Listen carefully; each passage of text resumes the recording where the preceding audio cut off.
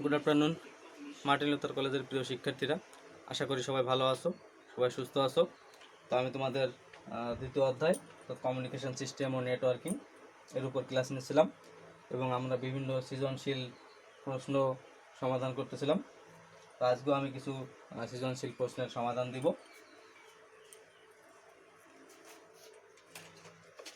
তো আমরা একটা টেস্ট পেপার থেকে এবং বিভিন্ন যে কলেজ আছে সেখান থেকে প্রশ্ন সলভ করতেছি। তো একটা প্রশ্ন আছে, উদ্দীপকটা আমি আগে বলতেছি, তোমরা খুব ভালো করে খেয়াল করবে। 10 কিলোমিটার এর মধ্যে এবিসি কলেজের 3টি ভবন রয়েছে।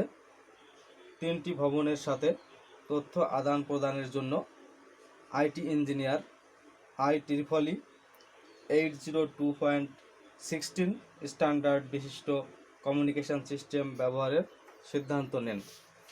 তো এখানে কিন্তু আমাদের একটা বিষয় উল্লেখ করা আছে যে একটা স্ট্যান্ডার্ড দেওয়া আছে যে তথ্য আদান প্রদানের ক্ষেত্রে, সেটা হচ্ছে 802.16। তো এটা আমাদের মূলত খেয়াল রাখতে হবে যে আমরা জানি যে বিভিন্ন প্রকার এরকমের স্ট্যান্ডার্ড আছে, ব্লুটুথ আছে, ওয়াইফাই আছে, ওয়াইম্যাক্স আছে। তো এই স্ট্যান্ডার্ড আসলে আসলে কোনটা সেটা আমাদের খেয়াল রাখতে হবে, সেটা আমাদের ভালো করে জানতে হবে, তাহলে কিন্তু আমরা এটা খুব সহজেই বুঝতে পারবো। এবং পরবর্তীতে আছে যে ইঞ্জিনিয়ার সাহেব তার মোবাইলে টেলিটক সিম ব্যবহার করেন। সে এ ফোনটির সাহায্যে ত্রিমাত্রিক পরিবেশের ডেটা স্থানান্তর করতে পারেন। তো ত্রিমাত্রিক পরিবেশের ডেটা স্থানান্তর করার জন্য আসলে কোন প্রযুক্তির মোবাইল ফোন ব্যবহার করা হয় সেটা আসলে এখানে উল্লেখ করা আছে। তো এখান থেকে আমাদের যে প্রশ্ন আছে জ্ঞানমূলক প্রশ্ন। তো প্রথমে আছে ডেটা ট্রান্সমিশন মোড কি? যে ডেটা ট্রান্সমিশন মোড এটা কাকে বলে?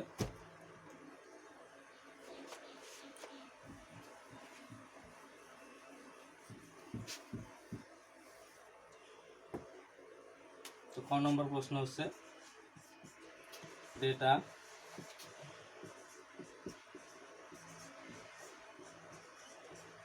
ট্রান্সমিশন মোড এটা কি বা কাকে বলে? তো ডেটা ট্রান্সমিশন মোড কি বা কাকে বলে এটা কিন্তু আমরা জানি, এই অধ্যায় যখন আমরা পড়ে আসছি তখন কিন্তু এই সম্পর্কে আমি আলোচনা করেছিলাম যে ডেটা কোন দিকে প্রবাহিত হবে তার দিক যে নির্দেশ করে সেটাই হচ্ছে মূলত ডেটা ট্রান্সমিশন মোড।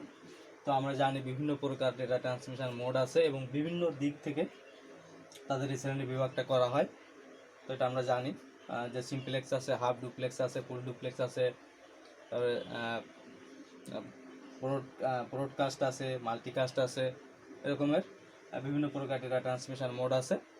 তো এখানে আমাদের শুধুমাত্র ডেফিনেশন দিলেই হবে, যেহেতু জ্ঞানমূলক প্রশ্ন এখানে আমরা শুধুমাত্র ডেফিনেশনটাই ব্যবহার করব, শ্রেণী বিভাগটা আমাদের এখানে দেওয়ার প্রয়োজন নেই। পরবর্তীতে আছে যে টপোলজিতে সবগুলো কম্পিউটার সংযুক্ত তা ব্যাখ্যা করো। অর্থাৎ আমরা যে বিভিন্ন প্রকার টপোলজি পড়ে আসছি, যে ক নম্বর প্রশ্ন বলছে যে প্রত্যেকটা কম্পিউটারের সাথে প্রত্যেকটা কম্পিউটার সরাসরি যুক্ত থাকবে, এরকমের কোন টপোলজি আছে সেই টপোলজিটা আসলে ব্যাখ্যা করতে বলছে। তো আমরা জানি প্রত্যেকটা কম্পিউটারের সাথে প্রত্যেকটা কম্পিউটার সরাসরি যুক্ত থাকে কেবলমাত্র মেশ টপোলজিতে।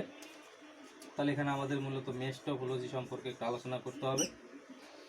তো মেশ টপোলজি ডেফিনেশন তো এখানে দেওয়াই আছে, তো সেখান থেকে আমরা কিছু বৈশিষ্ট্য উল্লেখ করে দিব যে মেশ টপোলজির বৈশিষ্ট্য আসলে কি আছে। যে মেশ টপোলজিতে সরাসরি কম্পিউটারগুলো সংযুক্ত থাকার কারণে এখানে কিন্তু ডেটা ট্রান্সফার যে রেটটা আছে সেই ডেটা ট্রান্সফার রেট কিন্তু অন্য টপোলজির তুলনায় বেশি, এবং এখানে কিন্তু ট্রাফিক বা যে ট্রাফিক জ্যাম আছে যে সেখানে জ্যামটাও কিন্তু এখানে কম হবে, কারণ সরাসরি যেহেতু কম্পিউটারগুলো যুক্ত আছে তাই ডেটা সরাসরি ট্রান্সমিট হতে পারতেছে, তাই এখানে কিন্তু ট্রাফিক নেই। এবং যদি কোনো একটা কম্পিউটার এখানে নষ্ট হয়ে যায় তাহলে কিন্তু এই টপোলজিটা সচল থাকবে। এমনকি কোনো একটা কেবলও যদি নষ্ট হয়ে যায় তাহলে কিন্তু মেশ টপোলজিটা সচল থাকবে। এই ধরনের কয়েকটা বৈশিষ্ট্য উল্লেখ করে দিলেই হবে, যেহেতু 2 মার্কস। পরবর্তীতে গ নম্বর যে প্রশ্নটা আছে যে ইঞ্জিনিয়ার সাহেবের মোবাইলের প্রজন্মের সাথে প্রথম প্রজন্মের মোবাইল ফোনের বৈশিষ্ট্য তুলনা করো। তো গ নম্বর প্রশ্নটা বলছে যে ইঞ্জিনিয়ার সাহেব যে তার যে ত্রিমাত্রিক যে টেলিটকের সিম ব্যবহার করে এবং সেখানে যে ত্রিমাত্রিক যে দৃশ্য দেখা যায়, তো সেখানে কোন প্রযুক্তি ছিল? আসলে প্রথম প্রজন্ম তো আমরা জানি, কিন্তু এখানে আসলে কোন প্রযুক্তি ব্যবহার করে তিনি যোগাযোগ করতেন বা কোন প্রযুক্তি তিনি ব্যবহার করতেন? তো আমরা জানি ত্রিমাত্রিক তা যদি তিনি ব্যবহার করতেন, তাহলে এটা মূলত চতুর্থ প্রজন্মের যে মোবাইল ফোন। তাহলে মূলত আমাদের প্রথম প্রজন্মের সাথে চতুর্থ প্রজন্মের একটু তুলনা করতে হবে, একটু পার্থক্য আকারে আমাদের লিখতে হবে। তো আমরা জানি যে প্রথম প্রজন্মের যে মোবাইল ফোন ছিল সেখানে কিন্তু যে অ্যানালগ প্রযুক্তির যে সিগন্যাল ছিল, সেই অ্যানালগ সিগন্যাল কিন্তু সেখানে ব্যবহার করা হতো। কিন্তু চতুর্থ প্রজন্মের যে মোবাইল ফোন আছে সেখানে কিন্তু অ্যানালগ সিগন্যাল না, সেখানে কিন্তু ডিজিটাল সিগন্যাল ব্যবহার করে তথ্যের আদান প্রদান করা হতো। এবং যে আইপি নির্ভর চতুর্থ প্রজন্মের মোবাইল কিন্তু আমরা জানি যে আইপি নির্ভর যে ইন্টারনেট প্রোটোকল আছে, এটা কিন্তু আইপি নির্ভর। কিন্তু প্রথম প্রজন্মের মোবাইল ফোনে এরকমের কোনো আইপি নির্ভর ব্যবস্থা ছিল না। এবং যে ডেটা ট্রান্সফার রেট আছে চতুর্থ প্রজন্মের মোবাইল ফোনে, সেই ডেটা ট্রান্সফার রেট কিন্তু অনেক বেশি। আর প্রথম প্রজন্মের মোবাইল ফোনে কিন্তু ডেটা ট্রান্সফার রেট চতুর্থ প্রজন্মের থেকে অনেক কম ছিল। এবং যে কল যে স্থির অবস্থায় যদি আমরা প্রথম প্রজন্মের মোবাইল ফোনে ব্যবহার করতাম, তখন কিন্তু স্থির অবস্থায় আমরা কথা বলতে হতো আমাদের। যে হাঁটাহাঁটি এখন যেমন আমরা মোবাইল ফোন নিয়ে কিন্তু হাঁটাহাঁটি করতে পারি, চতুর্থ প্রজন্মের মোবাইল ফোনে কিন্তু এটা করা সম্ভব। কিন্তু প্রথম প্রজন্মের মোবাইল ফোন নিয়ে কিন্তু তোমাকে স্থির অবস্থায় থাকতে হতো। অর্থাৎ তুমি যদি মোবাইল ফোনটা নিয়ে চলাফেরা করতে বা চলন্ত অবস্থায় তুমি থাকো, তাহলে কিন্তু সংযোগটা বিচ্ছিন্ন হয়ে যাবে। এবং বর্তমানে যে আন্তর্জাতিক রোমিং সুবিধা আছে, যে তোমার যে সিমটা শুধুমাত্র তোমার নিজের দেশে না, অন্যান্য দেশে যেও তাদের নেটওয়ার্কের সাথে তুমি যুক্ত হয়ে সেটা তুমি ব্যবহার করতে পারো, এই সুবিধা কিন্তু তোমার চতুর্থ প্রজন্মের মোবাইল ফোনে আছে। কিন্তু প্রথম প্রজন্মের মোবাইল ফোনে কিন্তু এই ধরনের সুবিধাটা কিন্তু ছিল না। এবং যে আকর্ষণীয় মোবাইল ফোন যে বর্তমানে চতুর্থ প্রজন্মের যে আকারে ছোট এবং আকর্ষণীয় মোবাইল ফোন কিন্তু চতুর্থ প্রজন্মে ব্যবহার করা যায়। কিন্তু প্রথম প্রজন্মের যে মোবাইল ফোনগুলো ছিল সেখানে কিন্তু আকারে অনেক বড় ছিল। এবং আমরা জানি যে সেখানে কিন্তু একটা অ্যান্টিনাও ব্যবহার করা হতো, যে মোবাইল ফোনের সাথে একটা অ্যান্টিনা যুক্ত থাকতো। যে আমরা বিভিন্ন প্রকার যে রেডিওগুলো দেখি যে সেখানে বড় বড় অ্যান্টিনা আছে, তো সেখানে সেগুলো ব্যবহার করা হতো। তো অর্থাৎ এখানে মূলত আমাদের প্রথম প্রজন্ম এবং চতুর্থ প্রজন্মের যে মোবাইল ফোন আছে তার যে পার্থক্য আছে, তার যে তুলনাটা আছে, সেটা মূলত আমাদের উল্লেখ করতে হবে।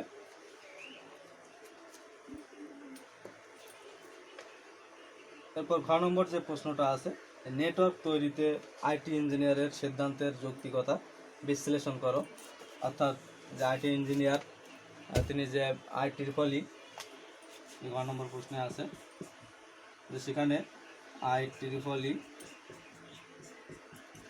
802.16 যে স্ট্যান্ডার্ড ব্যবহার করতেন, তাহলে সেখানে আসলে মূলত কোন প্রযুক্তি ব্যবহার করা হতো সেই সম্পর্কে মূলত আলোচনা করতে হবে। তো আমরা বিভিন্ন প্রকার স্ট্যান্ডার্ড সম্পর্কে জানি। তো IEEE 802.16 এটা হচ্ছে মূলত ওয়াইম্যাক্সের স্ট্যান্ডার্ড। বা আমি আর একটু উল্লেখ করে দিচ্ছি যে আমাদের তিনটি স্ট্যান্ডার্ড আছে। যে ব্লুটুথের জন্য কিন্তু আছে IEEE 802.15 এবং ওয়াইফাই এর স্ট্যান্ডার্ড হচ্ছে 802.11। তো এটা কিন্তু আমাদের মনে রাখতে হবে। পরীক্ষায় কিন্তু যে ওয়াইফাই, ওয়াইম্যাক্স বা ব্লুটুথ এগুলো না বলে শুধুমাত্র স্ট্যান্ডার্ড উল্লেখ করে দিতে পারে। সেই স্ট্যান্ডার্ড দেখেই আমাদের মূলত বুঝতে হবে যে এখানে কোন প্রযুক্তি আছে।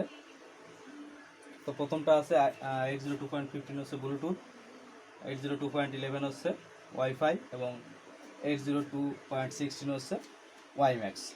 তাহলে এখানে আমাদের মূলত যে অ্যান্সারটা আসবে, মূল অ্যান্সার, সেটা হচ্ছে মূলত ওয়াইম্যাক্স। তাহলে আমাদের ওয়াইম্যাক্স সম্পর্কে একটু আলোচনা করতে হবে। তো ওয়াইম্যাক্স আমরা জানি যে নির্দিষ্ট একটা ভৌগোলিক এলাকা বিস্তৃত করে নেটওয়ার্ক বিস্তার করে থাকে। সেখানে হতে পারে একটা ছোট শহর হতে পারে বা নির্দিষ্ট একটা এরিয়া হতে পারে, তার মধ্যে এটা তথ্যের আদান প্রদান করে থাকে। এবং সেখানে আমরা জানি বিভিন্ন প্রকার মডেম আছে, যে মডেম প্রযুক্তি, সেই মডেমের সাহায্যে মূলত এটা নেটওয়ার্ক প্রদান করে থাকে। যেমন আমরা বিভিন্ন প্রকার মডেম সম্পর্কে জানি, যে সিটিসেলের আগে কিন্তু সিটিসেল জুম মডেম ছিল, বাংলা লাইন ছিল, কিউবি ছিল। তো গ্রামীণ ফোনের যে মডেম আছে, তখন এই মডেম প্রযুক্তির সাহায্যে কিন্তু এই ওয়াইম্যাক্স সেবাটা প্রদান করা হতো।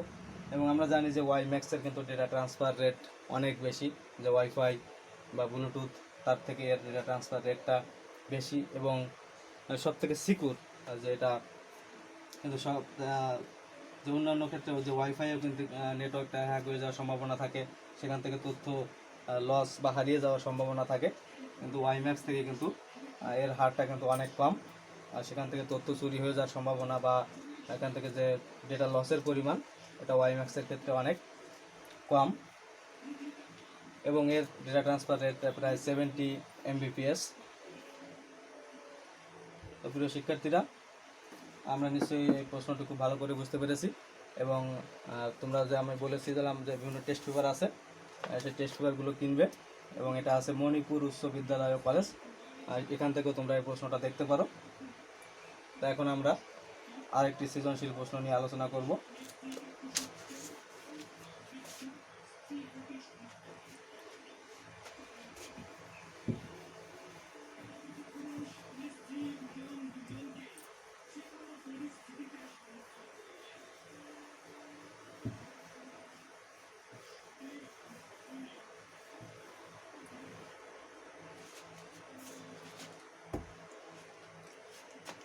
তো এখানে উদ্দীপকে মূলত দুইটা চিত্র দেওয়া আছে।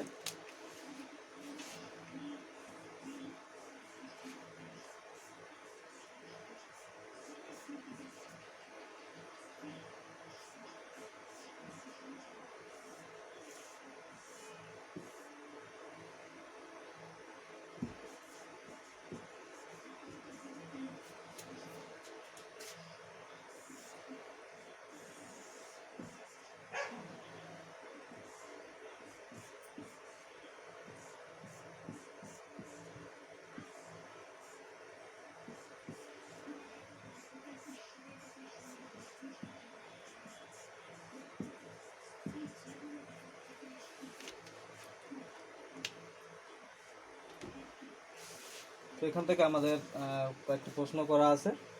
প্রথম আছে জ্ঞানমূলক প্রশ্ন, যে হাফ ডুপ্লেক্স মোড কি। তো একটু আগেই কিন্তু আমরা ট্রান্সমিশন মোড সম্পর্কে জেনে এসেছি। তো তার একটা প্রকারভেদ এখানে আছে, যে হাফ ডুপ্লেক্স।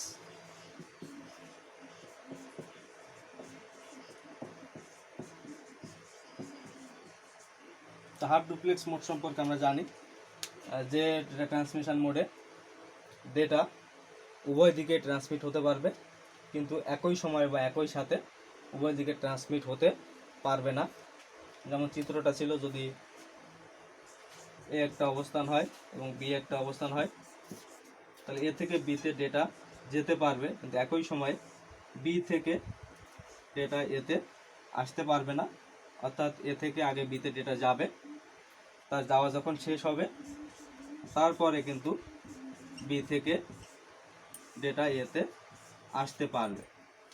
তো এটাই হচ্ছে মূলত হাফ ডুপ্লেক্স। যেমন এক্সাম্পল হিসেবে আমরা জানি যে ওয়াকি টকি আছে, যে আমরা জানি যে যে পুলিশরা আছে, যে ট্রাফিকরা আছে, তারা কিন্তু একটা ডিভাইস ব্যবহার করে হাতে থাকে। সেই ডিভাইসটা হচ্ছে মূলত ওয়াকি টকি ডিভাইস, এবং সেই ডিভাইসটা কিন্তু এই হাফ ডুপ্লেক্স মোডে কাজ করে। এছাড়া আমরা যে ওয়াইফাই ব্যবহার করি বাসা বাড়িতে, সে ওয়াইফাইয়ের যে মোড আছে সেটাও কিন্তু এই হাফ ডুপ্লেক্স মোডে কাজ করে।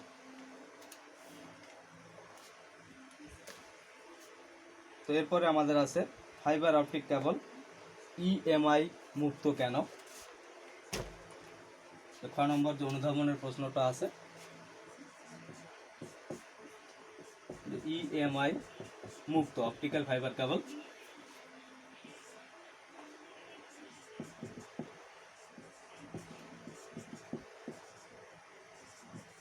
অপটিক্যাল ফাইবার কেবল ইএমআই মুক্ত কেন, এই সম্পর্কে আলোচনা করতে বলছে। তাহলে আমাদের আগে জানতে হবে যে ইএমআই আসলে কি। তো ইএমআই হচ্ছে ইলেকট্রোম্যাগনেটিক ইন্টারফারেন্স, অর্থাৎ যে তড়িৎ চৌম্বক যে প্রভাব আছে, সেই তড়িৎ চৌম্বক প্রভাব দ্বারা প্রভাবিত হয় না কেন, মূলত সেই অংশটাই বলছে। যে আমরা জানি অন্যান্য যে কেবল আছে কোয়াক্সিয়াল কেবল বা টুইস্টেড পেয়ার কেবল, সেই কেবলগুলো কিন্তু ইএমআই অর্থাৎ তড়িৎ চৌম্বক প্রভাব দ্বারা প্রভাবিত হয়, কিন্তু একমাত্র অপটিক্যাল ফাইবার কেবল আছে যেটা ইএমআই দ্বারা প্রভাবিত হয় না। তো অপটিক্যাল ফাইবার সম্পর্কে আমরা জানি যে ডাই ইলেকট্রিক পদার্থ দ্বারা তৈরি এক প্রকার তন্তু বা আঁশ, যা মূলত আলোক সিগন্যাল পরিবহন করে। তো এই আলোক সিগন্যাল পরিবহন করার কারণেই কিন্তু অপটিক্যাল ফাইবার কেবল ইএমআই প্রভাব হতে মুক্ত, অর্থাৎ এটা ইলেকট্রিক্যাল সিগন্যাল ট্রান্সমিট করে না, এটা ট্রান্সমিট করে হচ্ছে আলোক সিগন্যাল, যার কারণে এই অপটিক্যাল ফাইবার কেবল ইএমআই প্রভাব হতে মুক্ত।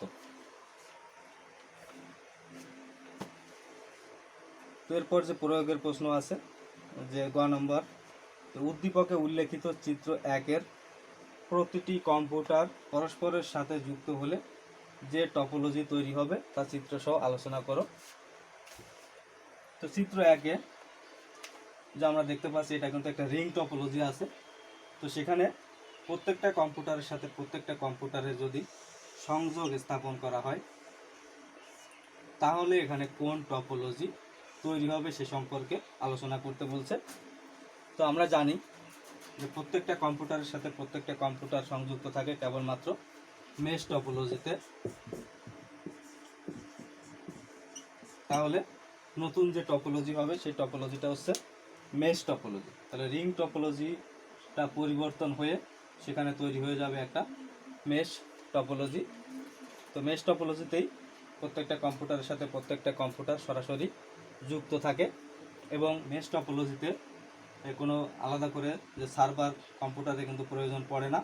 এখানে প্রত্যেকটা কম্পিউটার কিন্তু সার্ভার হিসাবে কাজ করবে এবং এর ডেটা ট্রান্সফার রেট কিন্তু সব থেকে বেশি হবে, অর্থাৎ যত প্রকার টপোলজি আছে সব টপোলজি থেকে mesh topology data transfer rate সব থেকে বেশি, কারণ প্রত্যেকটা কম্পিউটারের সাথে প্রত্যেকটা কম্পিউটারের সরাসরি সংযোগ থাকে এবং এতে ট্রাফিকও কিন্তু কম, কারণ আমরা জানি যে একটা লাইনের মধ্য দিয়ে যদি অনেকগুলো সিগন্যাল ট্রান্সমিট হতে হয় তাহলে কিন্তু সেখানে ট্রাফিকের সম্ভাবনা থাকে, কিন্তু এখানে কিন্তু কোনো ট্রাফিকের সৃষ্টি হবে না যেহেতু সরাসরি যুক্ত আছে।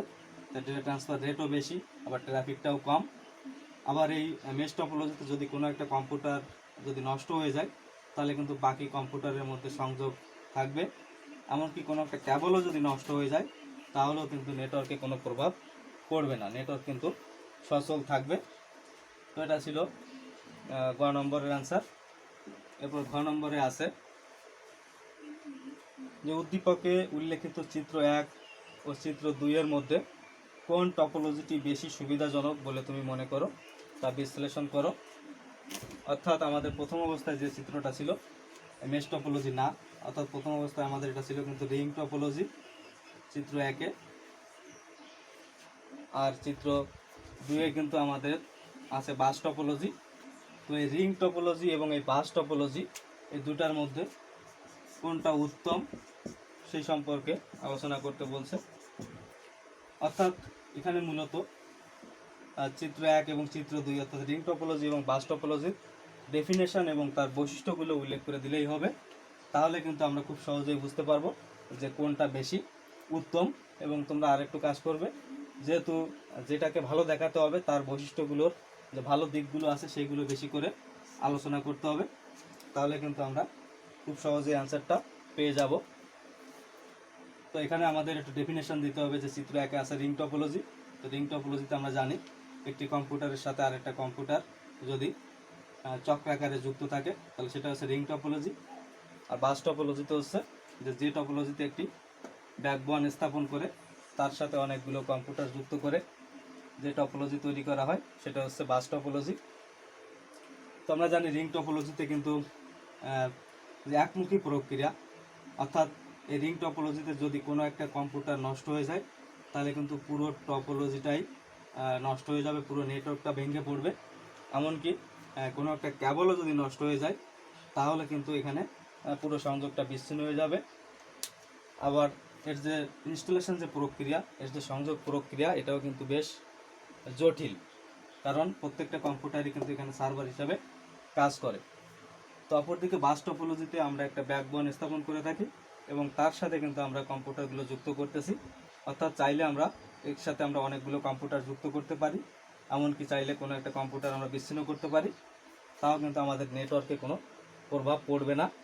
আবার এখানে কিন্তু কেবলের সংখ্যাও কম লাগে, অর্থাৎ খুব বেশি কেবলের প্রয়োজন হয় না বাস টপোলজিতে।